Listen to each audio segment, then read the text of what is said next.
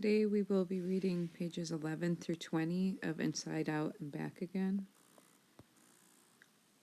Titi waves goodbye. My best friend Titi is crying hard, snotting the hem of her pink fluffy blouse.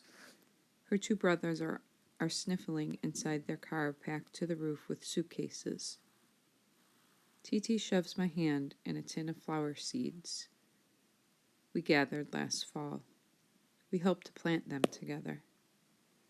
She waves from the back window of their rabbit-shaped car. Her tears mix with long strands of hair. Long hair I wish I had. I would still be standing there crying and waving to nothing if Brother Khoi hadn't come to take my hand. They're heading to Vung Tau, he says, where the rich go to flee Vietnam on cruise ships.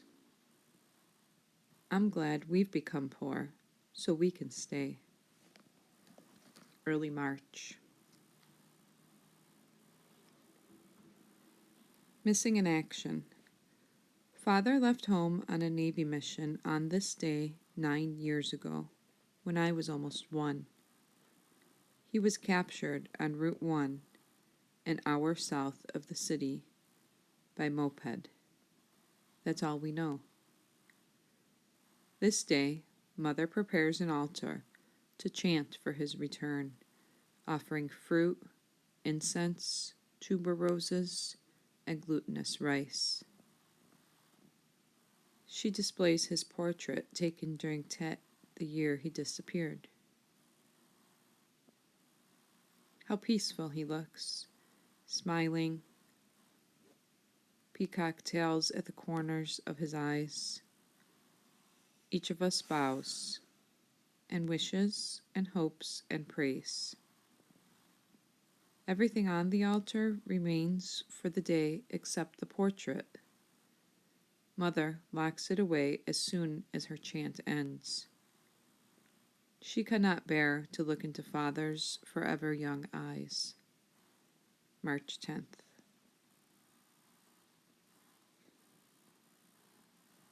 Mother's Days.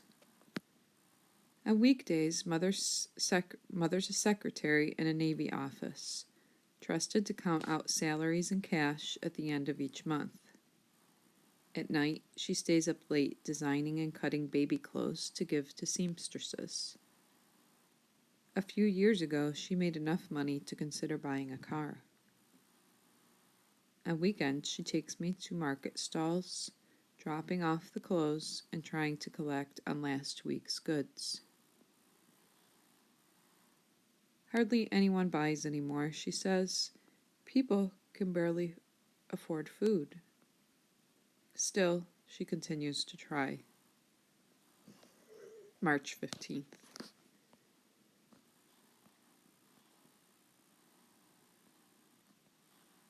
Eggs. Brother Khoi is mad at Mother for taking his hen's eggs. The hen gives 1 egg every day and a half. We take turns eating them.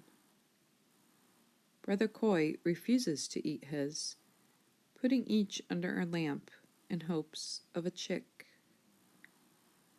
I should side with my most tolerable brother, but I love a soft yolk to dip bread. Mother says if the price of eggs were not worth the price of rice, and the price of rice were not the price of gasoline, and the price of gasoline were not the price of gold, then, of course, Brother Khoi could continue hatching eggs. She's sorry. March 17th. Current news. Every Friday in Miss Z's class, we talk about current events. But when we keep talking about how close the communists have gotten to Saigon, how much prices have gone up since American soldiers left, how many distant bombs were heard the previous night, Miss Zing finally says no more. From now on, Fridays will be for happy news. No one has anything to say. March 21st.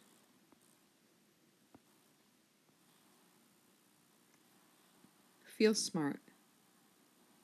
This year, I have afternoon classes, plus Saturdays.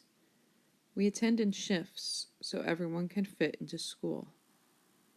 Mornings free, Mother trusts me to shop at the open market.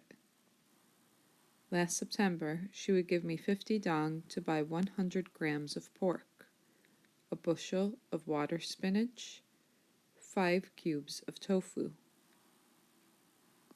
But I told no one I was buying 99 grams of pork, 78ths of a bushel of spinach, 4 3/4 cubes of tofu. Merchants frowned at Mother's strange instructions. The money saved bought a pouch of toasted coconut, 1 sugary fried dough, 2 crunchy mung bean cookies. Now it takes 200 dong to buy the same things. I still buy less pork, allowing myself just the fried dough. No one knows, and I feel smart.